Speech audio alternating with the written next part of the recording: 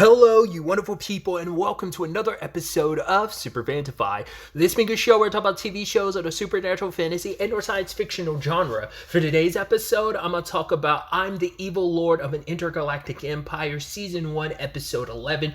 Great episode. A lot of really interesting things went down in this episode, so let's break it down. So we're immediately picking up where the last episode had us, continuing the battle between Liam's forces and Goaz's forces, and obviously things are swinging towards Liam's position. Obviously, Amagi even said last episode their percentage chance of winning this went up to like 83%. And obviously, we have Christina still crashing out. Once again, 100% justifiable situation, because like after everything she and her people went through, it makes total sense. I don't want to think about it too much because once again, that episode was super depressing and just it was horrendous and horrifying what she and the others went through. But like just that's so depressing. But and even the people who were healed as well that served her, like, wow, she's kind of broken and she's super upset with the pirates. I wonder, storyline wise going forward, will she kind of have a stigma against? Oh God, what am I thinking of? A stigma against pirates, so any pirates will make her lose her mind and crash out. Like her, like I mean, this series has similar vibes to the whole redo the healer vibes. Obviously, it's not nearly as jacked up as that story is, but I mean, to be fair, Liam's kind of got the main protagonist vibes, but so does Christiana. Because, like, his main thing is, oh, I surround myself with women. He refuses to have his party ever be surrounded by, like, men. Because, like, he, you know, everything he went through. So, yeah.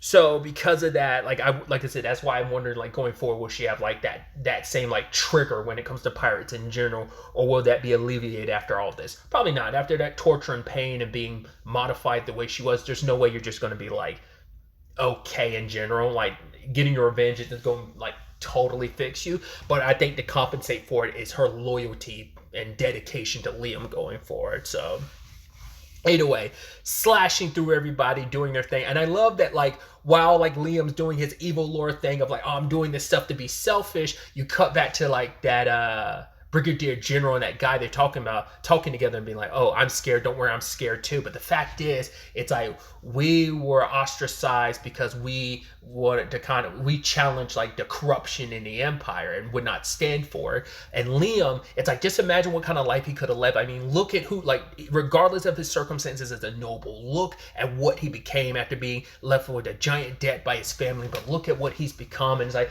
yeah, like, he, despite his circumstances, he grew into such a noble person. Imagine who he'd be if those circumstances weren't what they were. I mean, there's layers to that because it's like, yeah, who Liam was before. Like, if his life hadn't played out the way he was, treated so badly by people, he was a decent and good person. So here he's trying to be an evil person, but on the road to being an evil person, he's doing good and being perceived as good. Of like, yeah, like a low wealth place, he's dedicated so much time and money to it. Yeah, it's all from the perspective of, it's once again, you go by like the good place standards of no matter how much good you're doing, if you're doing it for bad reasons, it doesn't count. So, but yeah, for Liam, it's like, no, I continue winning. In the wise words of Charlie Sheen, winning. Either way, I just think that's so fascinating. And like I said, it's like this like very like awe-inspiring moment between them, and then you cut back to like Liam doing his thing of just like, yeah, I'm just trying to get paid, and I love this. I'm leaning into my evil lordship as he's slashing people down.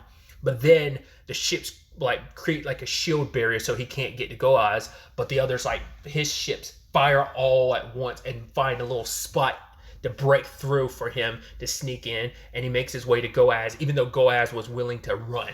He's like, all right, have all the other ships like fire at them so we can get away. It's like, but only let the top brass know we're running away. It's like, I want to get my get back, but we can't let our pride get the best of us, especially if we're in a losing situation. That won't benefit us, so let's run. But they couldn't because their ships are in the way, and Liam caught up to them. All those rocket punches, I was like, what he's going to do with them? He has them hit the ship and start ripping up the ship's parts so that the ship can't go anywhere. So him and a few of his soldiers, like, infiltrate the ship as Goaz is still trying to make his escape because Liam destroyed the escape pod that they were going to use. And so on the inside, some of these people, I mean, they're using camouflage tech, so they're seeming invisible, but Liam still sees through them. I don't know if that's a byproduct of his training or what. But then there's also the guys he disposed of who are saying like, hey, you know, you nobles and pirates are all the same, which is, I think, is the irony. It's like you say pirates and nobles are all the same, yet you still work for, I mean, yet he even said it himself, like, you go with the stronger side. So he's like, you guys are lower rank nobles despite all that you've done. Because I guess he might not have realized that the Ovid, that was kind of a wrecking shot, because even Goaz didn't realize that. None of them realized the person that was out front and center in this fight was Liam, you know? Which that in itself just inspires people even more. That is like, he's willing to put himself out there like that. You know, they look at it like, oh, that's him being selfish. But it's like, no, he's selfish and he wants to like prove himself on the battlefield just to have fun. But just doing the cool anime thing of like, yeah, I draw my sword a little bit from my sheath and I walk past you guys. And these guys are like, he's like, what are you guys waiting for? They're like, well, no, we're these guys. And they immediately all get cut in half. It's like, what did you do? He's like, I cut them. I was like, wow, you're taking the way of the Flash even further than even Yasushi even considered you would. Cause we've seen you like do that, your draw your blade slash, but like you didn't even like, we didn't even see it. And he just, in it, once again, the cool anime thing, and you cut them in an instant. It's like, sir, I think we're following someone incredible. It's like, yeah, you are. So I thought that was fascinating. And obviously, this is not going the way the guy thought it was. He's like, no, like, how is he so powerful? And he's like, oh, my stomach, I'm feeling sick. Because the more he goes along, the more grateful he is towards me. I have to nip this in the bud now. So he ends up giving some of his power to Goaz. It doesn't seem like there's some larger, like, thing, power balance here where it's like, hey, you can't interfere. He just says that usually he tries not to, because he feels more joyful when everything just natural, like the natural bad and negative emotions taste all the tastier to him. So the fact is, he's heavily getting involved, even though you've been nudging things this entire time. This is the most involved he's got, to the point that he's actually giving Goaz some of his power and like makes his skin super tough and not something that Liam should be able to cut through. As the guide is leaving, that dog slips through again, and even Liam's like, whoa, did you see that dog? And he's like, it reminds him of his dog. You're like, oh, so that's the significance of it. You're like, is that the spirit of his dog? Like, yo, you've always been my, like, because he's like, oh, you were my best friend. You were the one person in my previous life that never betrayed me. And he even says, like, I would never want him to see me as I am now, because, like, oh, yeah, I've become an evil guy. But it's like, once again, you might be a little selfish, but you're still doing good. So it kind of balances out the scales in a lot of ways. But he was like, yeah, I wouldn't want my best friend to see me the way I've become. But it seems like he's the one nudging you along, like why you've become powerful, like whatever the guide was up to, whether or not it's the dog spirit. Because when I'm thinking of the dog, I'm thinking of Pochita from Chainsaw Man.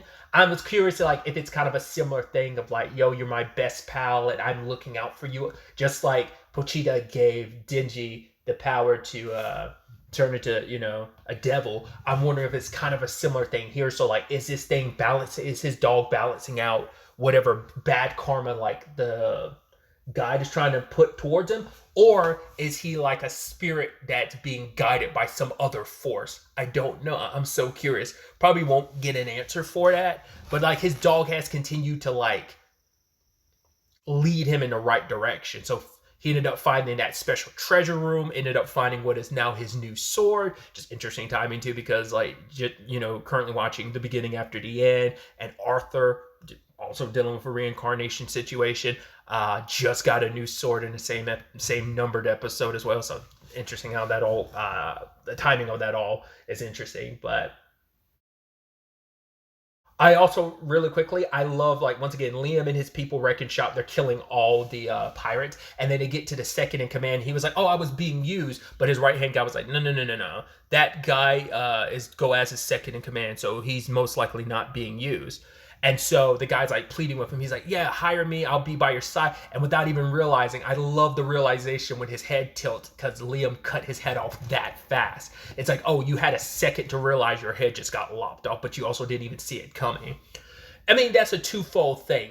First and foremost, this guy's willing to turn his back on Goaz, so who's to say you can trust him in the future? But also, like, you're crushing all your enemies, because it's also probably like a thing of, in Liam's mind, the only person he needs for the bounty is Goaz. Everyone else is expendable. I don't need you. I don't trust you. I'm building my army. Specifically, I'm building my harem. Obviously, you're not going to fit the mold. Kind of, once again, Redo Healer-esque response, I think. But I think that's probably why he killed the second in command. Just like, you're not necessary. But there's a multitude of reasons why he could have done it. His main reason, that's only Liam will ever really know. But yeah, after that, Liam crossed paths with Goaz in his new form because his men were getting killed by him. And Liam couldn't do anything with his own sword. So the new sword, it's like, oh, like, is this going to be a struggle for Liam? Nope. With his new sword, he starts slicing Goaz. So it's like, oh, his dog led him to the sword he needed to fight against this guy with Goaz with the guide's power. And he's cutting off limbs. Like, hell, by the end, he's literally lost both of his legs, lost one arm. He turned the other arm into like a tentacle thing, but that's not working either. And he's begging and pleading for his life, like, save me, which you're like, oh, that's so good. Because you're like, karma's a bitch, isn't it? Because it's like Christiana literally begged and you still did what you did. I was wondering if Liam would give her the option, but it's like, no, like, it's this is his bounty. This is, you keep what you kill type of thing. So, and the only reason why he didn't immediately kill it, because he's like, oh, give me this. I'll give you all my treasure.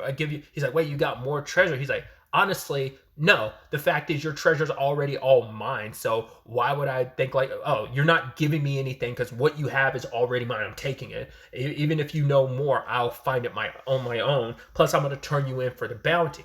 Which even his right-hand guy is like, are you sure you want to do that? He's like, well, don't I have to keep him alive to make sure that I collect the bounty? Because the right-hand guy was like, he did kill some of your men. But it's like, actually, sir, the bounty's just for him dead or alive. Like, it's not going to change whether or not you keep him alive. All that matters is whether or not you, bring proof. And Liam's like, oh, really? He's like, okay, cool. So I have no reason to keep you alive, and proceeds to kill him. I'm like, yes. I don't want that bastard to live. I wanted him to get what was his, Once again, it doesn't make up for all that he did. Yes, Christiana and the others have been restored, but it still doesn't change what they went through, what he went through. He was a sociopathic piece of shit, because it wasn't just Christiana and her people. There were so many people.